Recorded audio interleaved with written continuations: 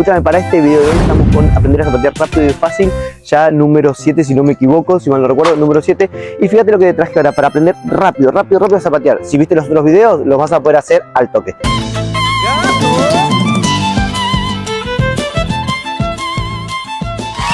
Buenas, ¿cómo están? Bienvenidos a un nuevo video de este canal que se llama Mano Polga, así que si no conoces el canal, pasa y chusmea a ver de qué se trata, y si te copa la idea, sumate y suscríbete al canal. Escúchame, vamos a hacer ahora el salto con taco con desplazamiento lateral, una sencillez, sí, fíjate, mirá, salto con taco, salto, raspo, salto, golpe, golpe, y la otra pierna cruza por adelante o cruza por atrás, cruza por adelante y me corro de manera lateral.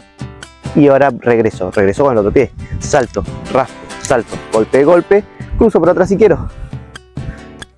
Y sigo, salto, raspo, salto, golpe, golpe, crucé y junté.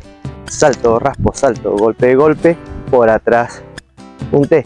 Salto, raspo, salto, golpe, golpe, por adelante, junté. Salto, raspo, salto, golpe, golpe, y si quiero por atrás, junté.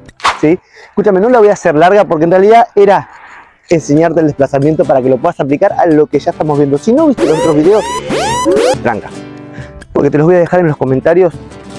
Te voy a dejar todos los enlaces para que lo puedas practicar, y cuando los veas vas a decir, ah, tenías razón, era sencillo hacerlo. Sí, es sencillo, es práctica, así que dale, ponete a practicar. Te mando un saludo grande, saludos a los suscriptores por sumarse a Maro Folk.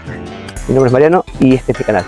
Chau, chau, nos vemos la próxima semana o el próximo video con algo nuevo por aprender. Chau, chau.